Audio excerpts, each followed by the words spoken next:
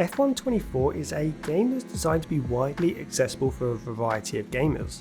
The number of assists and the difficulty settings allow sim racers and gamers of different ability levels to play F124 without the game feeling too daunting. And for many gamers who are trying F124 for the first time, a controller will be the go-to input method. While a good racing wheel and pedal set can increase your immersion, using a controller is perfect for a more relaxed style of racing. Much like a racing wheel though, there are a range of different settings and options that you can change for your controller, and there are some settings which can actually make it easier to race with the controller and make you potentially faster. In this video, I'm going to run through our recommended controller settings for F124. I'll show you some essential settings to tweak to get better control over your car and help you put in those faster lap times. Now, I'm not going to jump too deep into the argument that is a controller versus a racing wheel and which is better. For me, it's a personal preference thing. If you have a racing wheel, you like the immersion, go with that. If you want a more relaxed style or you just have a controller and no racing wheel, then go with whatever makes you feel comfortable. But when you jump into F124 with a controller, the first things you'll want to do is to calibrate your controller to make sure everything is working as it should. Now, the calibration settings also let you change how sensitive certain inputs are, and they give you pretty detailed control over how each input affects your car on track. Now, the first thing to do is to perform the button test. This is accessible directly from the controller settings screen and is started by pressing the select button on your controller. The button test lets you push each input on your controller and see if it's working and how it's working as well. You'll see on the right hand side of the screen an icon of the button you're pushing, and this just confirms that the button is registered in game. Now, there are also 3 bars on this screen and they represent your steering, your throttle and your brake. While doing a button test, you'll want to ensure that you can hit 100% of each of these values. When you aren't pressing any buttons at all, you want each of these bars to read as 0. If when you're not touching anything, any of these 3 bars don't show 0, then you're going to need to adjust your dead zone. It's very important to make sure that these are 0 because if, say, your brake is applying some input when you're not pressing the brake pedal, this can cause your DRS to shut on a straight. Or if your steering is registering some input when you're traveling in a straight line, you could have some stick drift, and this can cause your car to kind of drift off to the side. You can go into the calibration settings and adjust that dead zone setting for any of the inputs that are not registering 0 at their default resting position. You'll want the dead zone to be just high enough to stop any unwanted input, but not too high. Say, go around with 5-10% maximum on these dead zones. Along with the dead zone setting, each of your 3 main inputs has a linearity and a saturation setting. These both affect how the inputs that you make are translated into the game. In a very similar way to how the dead zone adjusts the start of your input, the saturation affects the outside dead zone in a way. This can be very useful if you can't hit 100% in-game input when fully pressing the trigger or moving your analog stick. Increasing the saturation will reduce the amount of input you need to physically apply before 100% input is reached in-game. Now, this setting should usually be kept at 0. However, if your controller is old or it doesn't let you reach 100% input for any reason, start increasing the saturation for that required input and retest.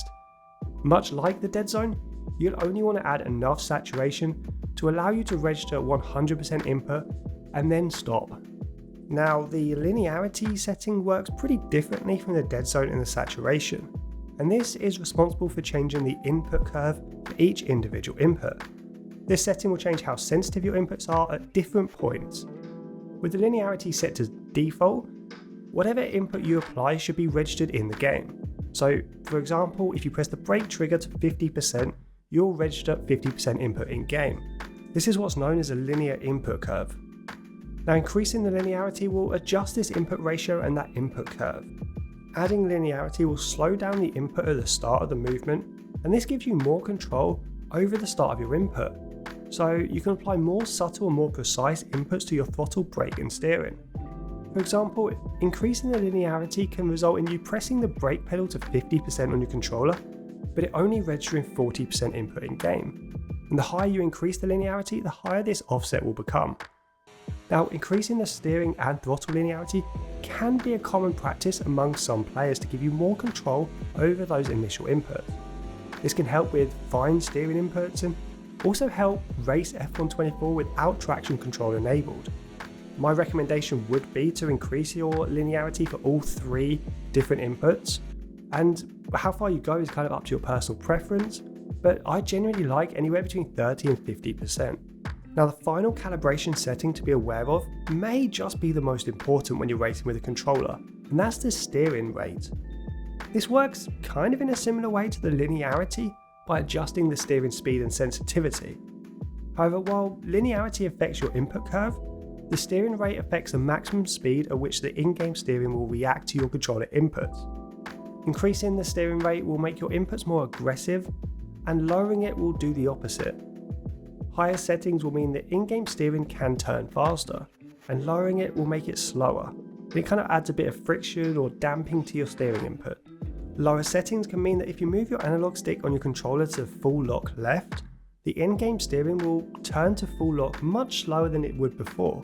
Increasing the setting makes the in-game steering more aggressive and jarring by increasing this rotation of the steering wheel. Now, this can kind of be seen as a general sensitivity setting. In F124, I'd recommend boosting this up to around 130. It'll make your analog stick feel a little bit more like a steering wheel, allowing you to make quicker direction changes and inputs. Once you've got these calibration settings tweaked, your controller should already feel much better when on track, and you should have kind of a much less twitchy car, and it should be easier to apply more detailed inputs, especially at higher speeds. But next up, we want to look at the vibration, the force feedback settings, to see kind of how the car reacts and feels through your controller's haptics. Now, I always boost the vibration and force feedback strength up to 150. Doing this can just increase how much feedback you feel while racing. It won't make the maximum vibrations that you feel stronger, but what it will do is highlight those smaller vibrations such as tyre slip and car balance. Things like that are a little bit tougher to kind of notice on a controller compared to a wheel, so boosting this setting up kind of really helps just dictate those a little bit. Now, most of the other effects I lower away from 100, including the rumble strip and the off-track effects. This is to stop the controller vibrating as much when you go off track.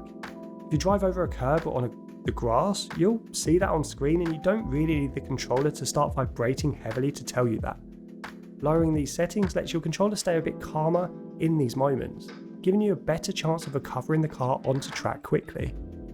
In F124, we now have a pit stop effect setting, and this is purely down to personal preference. It will affect the vibrations, how strong they are when you're in the pits. It won't affect gameplay at all. With the wheel damper, just leave that at 50 because that's specifically for racing wheels and not controllers. Now, one setting you do want to change is the maximum rotation. By default, this is set at 400 degrees, which is a consequence of the new handling model. Realistically, it should be around 360, as that's the steering lock of an F1 car, but due to the new steering rack in this year's game, this has been boosted to 400. Now, when you're playing with a controller, you may notice that the handling's a little bit different, shall we say, this year, and maybe not in a good way. The car can feel quite unstable and a little bit overly sensitive in some corners. Lowering the steering lock will go some way to fixing that. In last year's game, we could lower this right down to 300 degrees and sometimes even lower. But in F124, due to the increase up to 400 by default, I'd say lower this around to 340, 345, and that seems to be the sweet spot. The combination of lowering your steering rotation but increasing your steering rate will lead to a car which feels much more natural to control. You'll be able to gradually apply steering lock without the car feeling overly responsive and diving into corners or really quickly shifting from left to right. With the increased steering rate and this setting at around 345, you'll have a car that feels quite progressive within its steering. Now, the final piece of the puzzle for the perfect F124 controller settings is your button mapping. This screen can be found from the controller settings and lets you adjust each and every input on your controller.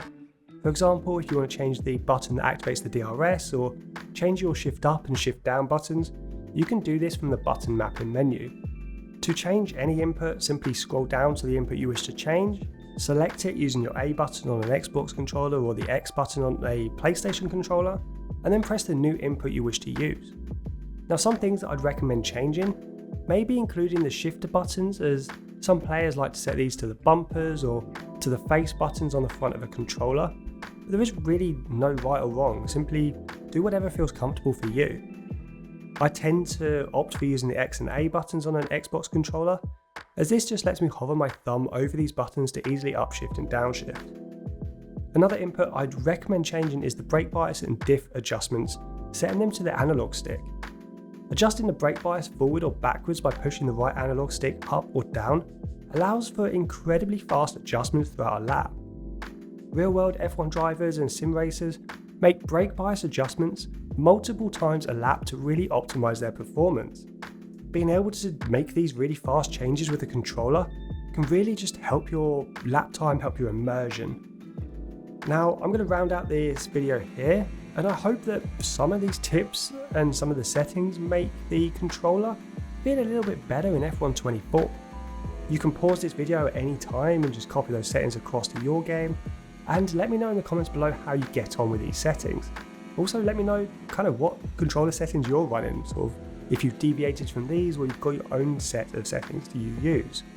Now, the F1 game has really just launched, but I'm going to be making a ton of content over the coming weeks and months, including car setups, other kind of beginner's guides, more advanced guides, and some racing wheel settings as well. If you want to see any of these, get notified, hit that subscribe button and the alert bell, as I'll be dropping videos pretty much every day moving forward. But for now guys, I really hope you enjoyed this video, and I will see you all on track.